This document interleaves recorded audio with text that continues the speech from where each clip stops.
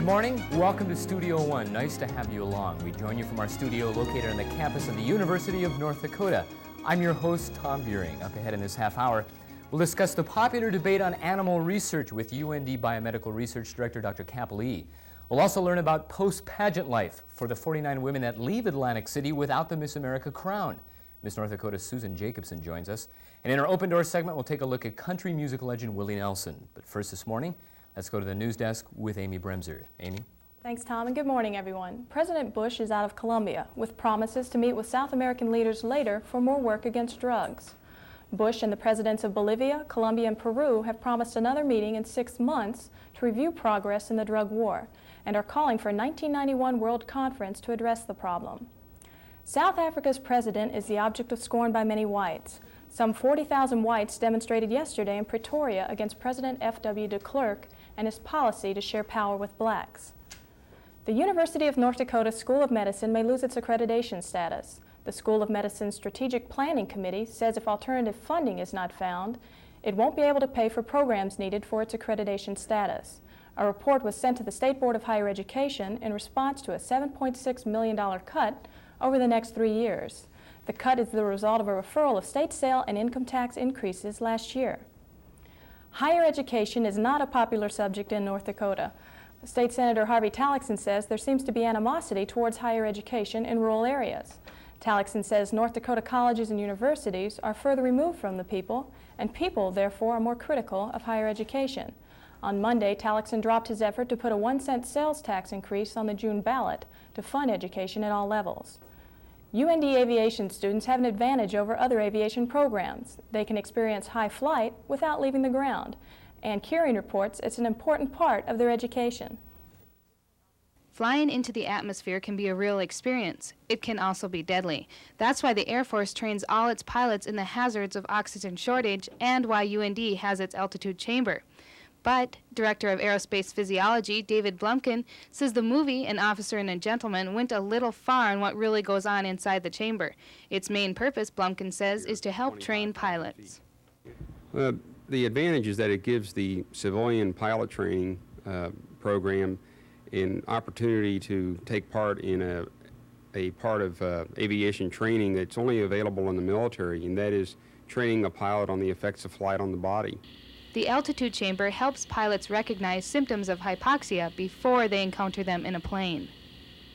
Hypoxia is defined as just a deficiency of oxygen in the body, and it's something that can happen as a result of exposure to high altitude. Anyone who's been up in the mountains, 10,000 feet or higher, has noticed they feel lightheaded, dizzy, tired faster, has experienced very mild hypoxia.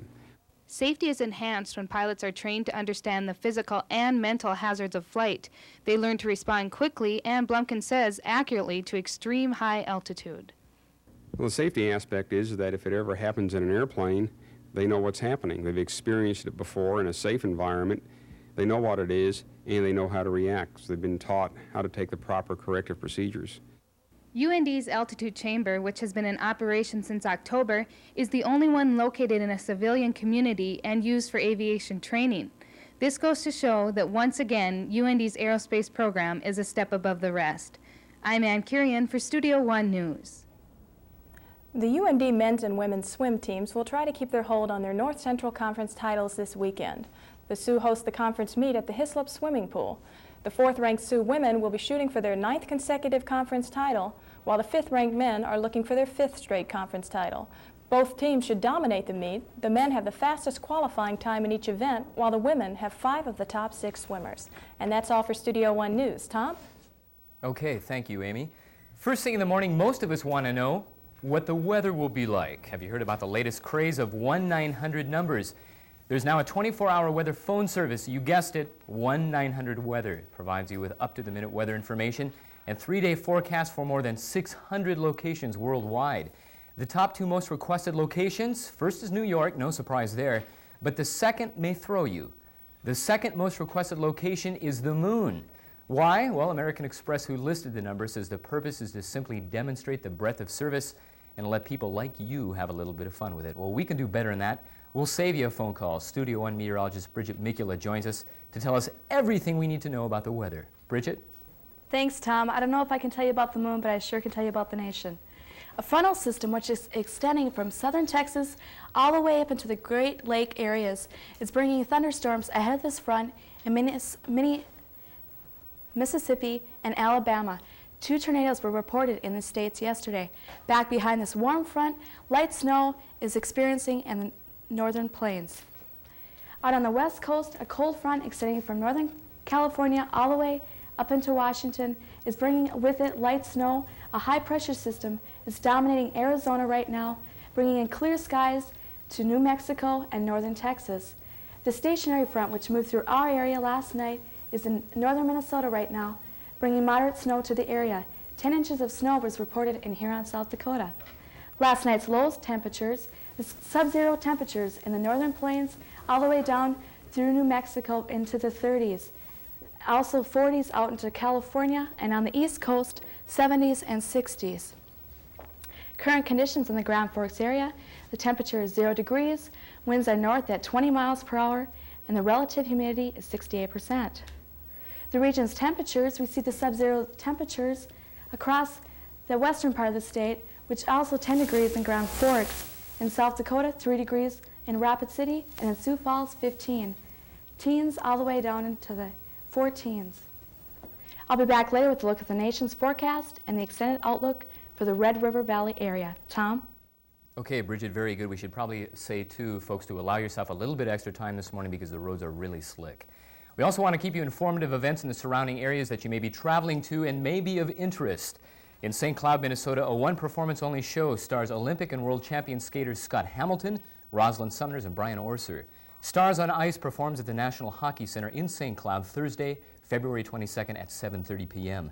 At the same time, Topol, who some of you may remember, star of the motion picture Fiddler on the Roof, returns to the stage in the International Triumphant Tour of Fiddler on the Roof at the Orpheum Theater in Minneapolis.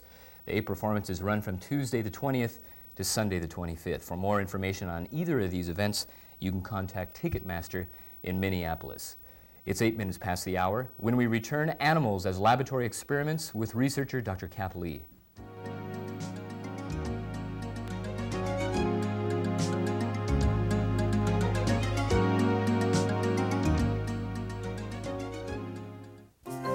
We all add up. Each and every one of us is a part of America. Everybody counts. The U.S. Census wants to count you in. Census findings help the government reach important decisions when planning for schools, hospitals, roads, and other basic needs for our community. So stand up and be counted.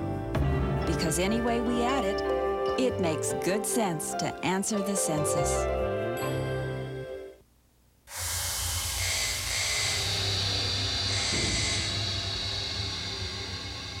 People in the National Guard and Reserve make up over 40% of our nation's combat-ready forces.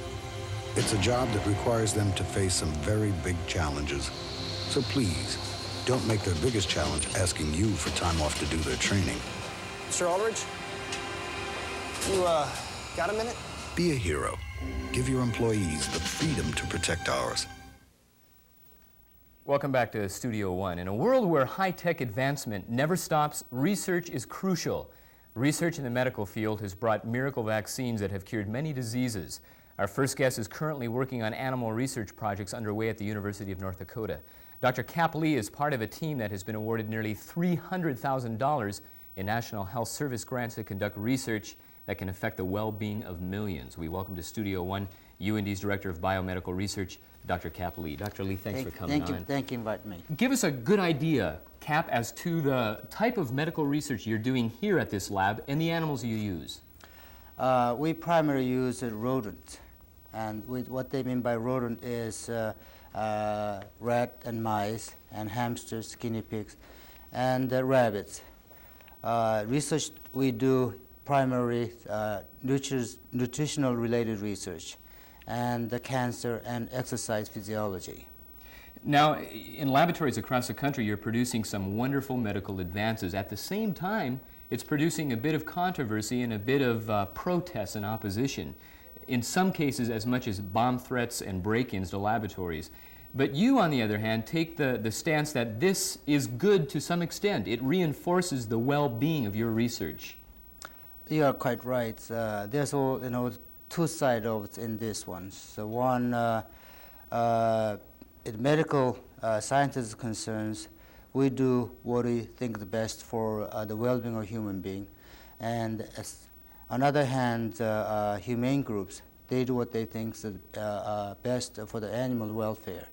We both have a common interest in this one. Dr. Lee, why the opposition, even in some cases militant opposition? Why now? Animal research has gone on for several years. Well, I don't have a good answer to it, but I have a personal opinions for that subject. And I see this is a part of human evolutions. When early 50s and 60s, there was emphasis on minority rights, and that's go on to women's rights movements in the 80s and late 70s. And the next one is a logical step to go to species right, so between humans and animals. I think that's part of what. The other one also, people do find the causes, as you know. And late 60s and 70s, the Vietnam War, that was a good cause. And this is another proper cause that what people looking for. And the problems, Dr. Lee, is there aren't many alternatives that you people can go to. But there are in Europe, evidently. England cut off all animal research experiments. What are the options? What can you use? I'll answer that last one first and go on next one. So, in England, certain procedures they are not allowed to in animal research. That's quite true. But they do conduct this animal research. They are not banned all the animal research. The next ones, people what they so-called alternative.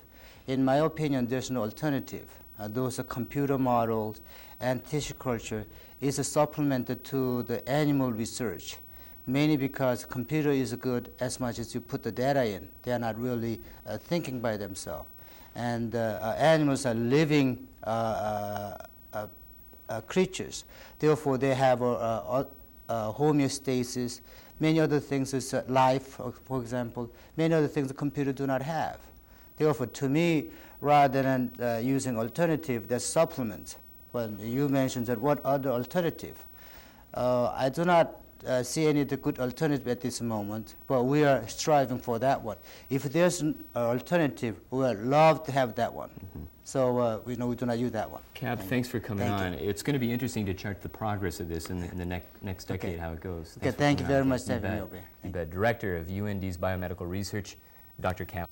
It's 20 minutes past the hour. When Studio One continues, we'll visit with Miss North Dakota 1989, Susan Jacobson.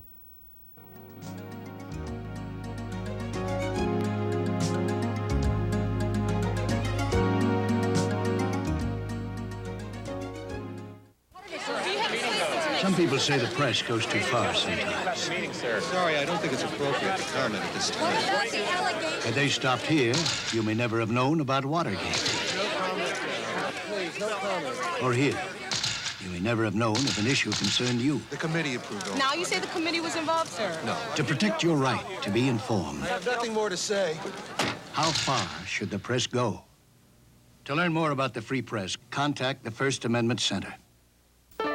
Just a fraction of what we spend dining out could help pick up the tab for a good cause. A small part of what we spend on sports could help keep our community in shape. Or some of our time on the phone could help answer society's problems. Won't you get involved? By giving 5% of your income and volunteering 5 hours per week, you can really help your community. This year, make it your goal to give 5. What you get back is immeasurable. Welcome back to Studio One. It's the dream of some young women to be the winner of a pageant, a dream that takes lots of hard work, dedication, and sacrifice. Our next guest was a winner in 1988 when she was crowned Miss Potato Bowl USA. She pressed on to become Miss North Dakota 1989. Susan Jacobson left Atlantic City last September without a crown, but has successfully used her talents and ambitions to accomplish many goals. We welcome to Studio One Miss North Dakota, Susan Jacobson. Susan, good to have you. Good morning. Let me ask you this, and I want you to be real honest with me in the first couple of these questions. Can we assume that it is the unanimous goal of every state participant to win the Miss America title? Ultimately, I think it has to be their goal. For myself personally, I set two different types of goals, one for myself and one for my state. My state goal was to keep the name of North Dakota in the limelight because we had Tina Curran, Miss North Dakota 1988, as a top 10 finalist. So my goal ultimately was to make the top 10, if not do better, and bring the crown home to North Dakota for the first time. I had to do it by other means. We were in the paper a lot and so forth. For myself, I set the goal of I want to be able to walk off that stage and be able to say that I have done the best that I can do. I'm very pleased with myself. On that goal, I did accomplish that. I wish, you know, deep inside, I wish I could have brought the crown home because wouldn't that be wonderful? Sure. Now, I don't want to put you in the spot on this, but again, an honest answer. Is it a bit anticlimactic after the Miss America pageant, coming back? What do you have to focus on? In many ways, it is anticlimactic because the levels between the local, the state, and the Miss America pageant are so different. And you've seen the ultimate and then have to come home again and sort of readjust and scoot back down, readjusting your goals, readjusting the level at which you look at the other participants that I am now working with helping train for this year's Miss North Dakota pageant. Susan, give us an idea for yourself and any other state participant who wins their state pageant, the itinerary when they come back. What type of a pace and a lifestyle are you leading? After Miss America? After Miss America. Then you're basically concentrating on your state. Then your job is promotions for the state. I've probably been to every small town you can think of in North Dakota. Because of the centennial year this year, I've been extremely busy, which I consider myself lucky to have been able to participate in. But it's helping with local pageants, doing fairs, parades, speaking at clubs, whether it be a luncheon or a specific hour-long event. I've been asked to do almost everything you can think of this year. Post-pageant adjustments after the pageant, I would imagine for some, they have never lost before, and it must be devastating. How are you encouraged during the process of keeping the goal to use this experience as a means to an end rather than an end itself? Is there encouragement in that way? I think that they allow each girl to set their own goals on how they're going to go about it. I myself, going to the Miss America pageant, that was the first time I lost. That's the first time I've ever had to experience anything like that, but it didn't bother me. On the other hand, I do know girls that even at the state level that came in first or second, runner-up position, and they were very disappointed with that. It all depends on the internal feelings of each individual. I read an interesting statistic I wasn't aware of. In the history of the Miss America pageant, only twice has Miss North Dakota made the final 10. That's right. Why? Susan, how would you explain that? I guess I would say because we are a smaller state, we don't have a lot of the support that larger states do. And it's always been a tradition that the southern states train their girls from when they're young on up. And the community really backs them. They get a lot of businesses. Because we don't have that population background, we also don't have that support. It is increasing as we go, and every once in a while, like when Tina pops in and it becomes a top 10, all of a sudden the excitement really flourishes and people get into the spirit again. Susan, thank you for coming on. You have worn the crown well. Thank you. Susan Jacobson, Miss North Dakota 1989. We'll take a look at the weekend forecast when Studio One continues.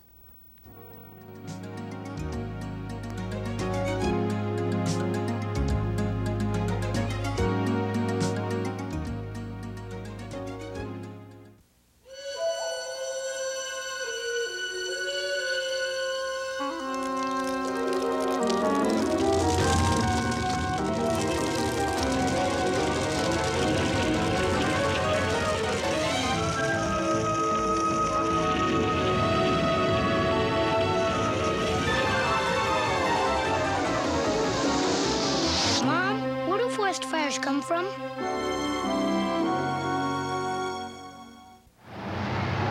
I was going to take a job with that engineering firm in New York. I got a better offer. I'm building schools overseas with the Peace Corps.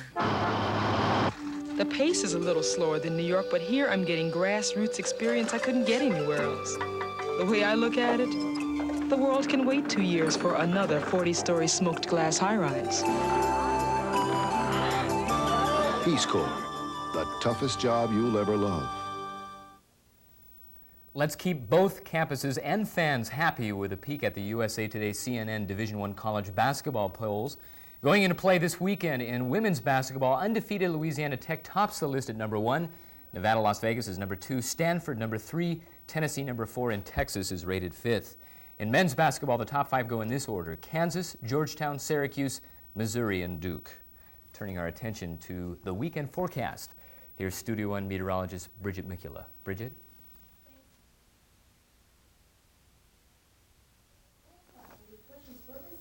Into Florida, up through Maryland, ahead of this front, bringing rain showers and stormy weather along the East Coast. Back behind this front, snow will continue throughout the New England states. A high-pressure system will be moving further south through the states, bringing clear skies and cool temperatures. Through Texas, it will be sunny and mild. On the west coast, we'll see rain in the back of this cold front. Heavy snow will be experienced in Idaho and Nevada. And back behind the stationary front, light snow will develop throughout western North Dakota and our region. The forecast in detail for Grand Forks: temperature 8 degrees, winds north 15 to 20 miles per hour, and a 20% chance of light snow, which will end by noon today. Temperature for tonight, 6 below, winds northeast at 5 to 10 miles per hour, and no chance of precipitation. The extended outlook for the weekend: Saturday, cloudy skies, a chance of light snow, 5 to 10 degrees. Sunday, cloudy skies, 15 to 20 degrees. So in brief summary, it's going to be warming up for the weekend and a chance of snow for tomorrow. Tom? Thank you, Bridget. Folks, we apologize for the audio problems. Want to keep in mind, prepare yourself a little bit of time, extra time this morning. The roads are really slick. Our thanks to Susan Jacobson and Cap Lee for joining us this morning. It's been a pleasure starting the day with you. From all of us here at Studio One, have a terrific weekend, and we'll see you again next Friday.